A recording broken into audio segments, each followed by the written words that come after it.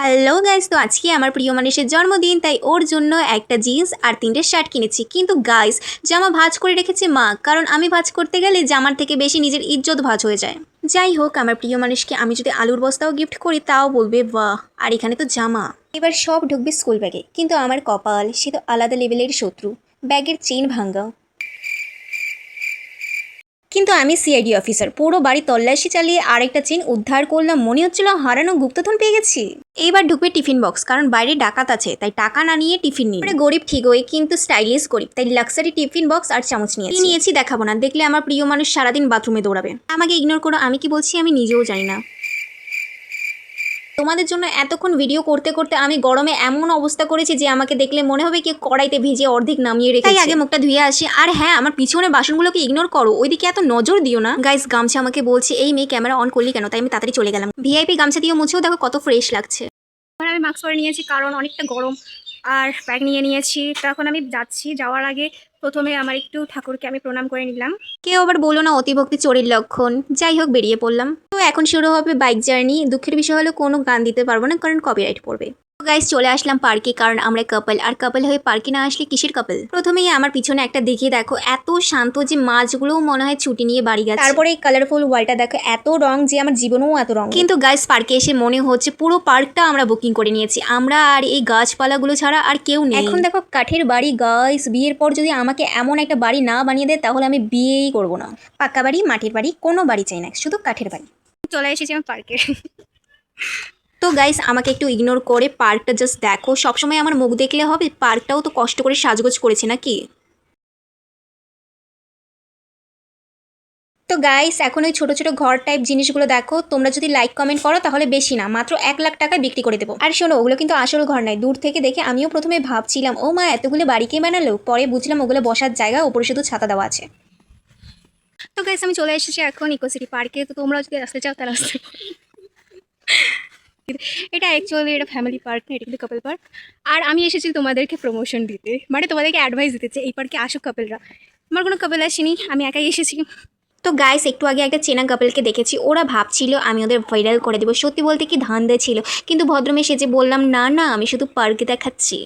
আর guys, just এই গাছগুলোকে দেখো, সত্যি বলছি এগুলোকে চুরি করে বাড়িতে নিয়ে যেতে মন চাইছে, কিন্তু মনটা আমার চোর হলেও মানুষটা আমি অনেক ভালো, তাই গাছগুলোকে তাদের পরিবারের কাছেই রেখে দিলাম। তোমাকে ছাড়লে আমার ফ্যান ফলোয়ার্স কমে যাবে। তো গাইস, এখন একটা সিঁড়ির উপরে আছি, আর এই ভিউটা দেখো, একদম সিনেমা সিন লাগছে। আর আজকে রোডটাও এমন সুন্দর পড়েছে যে পার্কের সঙ্গে সঙ্গে আমার ফেসটাও গ্লো করছে। পার্কটা সুন্দর, ভিউটাও সুন্দর, শুধু আমি বকবক বন্ধ করলে সবকিছু আরো সুন্দর হয়ে যাবে। চলো এবার তোমরাও একটু ভিউটা উপভোগ করো, কারণ আমার মুখ তো পরের ভিডিওতেও দেখতে পাবে, কিন্তু এই ফিলিংসটা একদম জাস্ট ওয়াও। তো গাইস, সিঁড়িটা দেখেছো? একদম আমার স্বপ্নের সিঁড়ি। আমার স্বপ্নের পথের সিঁড়িটা যদি এত সুন্দর থাকতো না, তাহলে পড়ে যাওয়ার ভয়টাও একটু কম থাকতো গাইস। যাই হোক, আগে ভিউটা দেখো, একদম চোখ জুড়িয়ে যাওয়ার মতো। আর শোনো, আমি যেহেতু ভিডিও বানাচ্ছি তাই ভাবলাম একটু মডেলের মতো হেঁটে দেখ। আর এত তাড়া কিসের? হ্যাঁ, আগে ভিউটা তো দেখো, মানে ঘুরতে এসেছি, আগে ভিউটা দেখবা না, আগে আমাকে দেখবা, তাই না?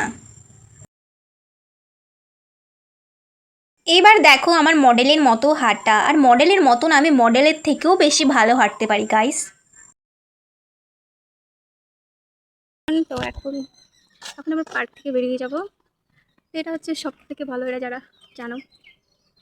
ভয়েস ওভার পরে করবো, তাদের যে কোনো কিছু বলবি।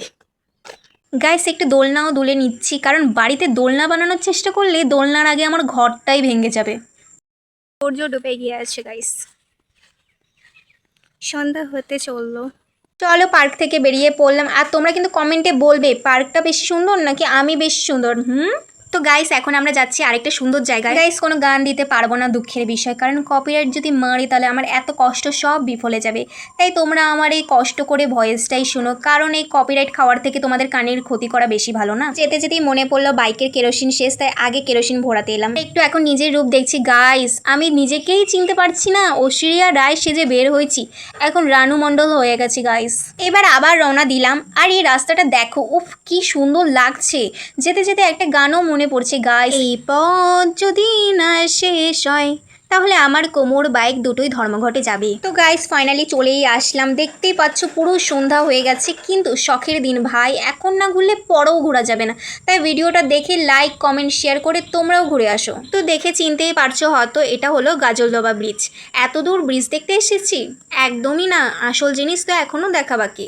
এই রাস্তাটা দেখো, এই জায়গাটাকে বলে ভোরের আলো, কিন্তু এখন অন্ধকারের। তোমরাও দেখো, চোখ ভরে দেখো, কারণ সত্যি বলতে এত নির্জন ছিল যে আমার সাহস, আত্মবিশ্বাস আর আত্মা তিনজনই আলাদা হয়ে গেছিল। তারপর অবশেষে চলে এলাম মেইন জায়গায়। উফ, এই তিস্তা নদীটা দেখো কি সুন্দর না? যদি ব্লগটা ভালো লেগে থাকে তাহলে একটা লাইক কমেন্ট শেয়ার আর সাবস্ক্রাইব করে যেও। ওটা দিলে তোমাদের টাকাও যাবে না আর আমি টাকাও পাবো না, কারণ আমার সাবস্ক্রাইবার এখনও 6টা মাত্র, তার মধ্যে 3টাই আমার ফ্যামিলি। তো গাইস আজকে বাই, আবার দেখা হবে নতুন কোনো পাগলামি নিয়ে।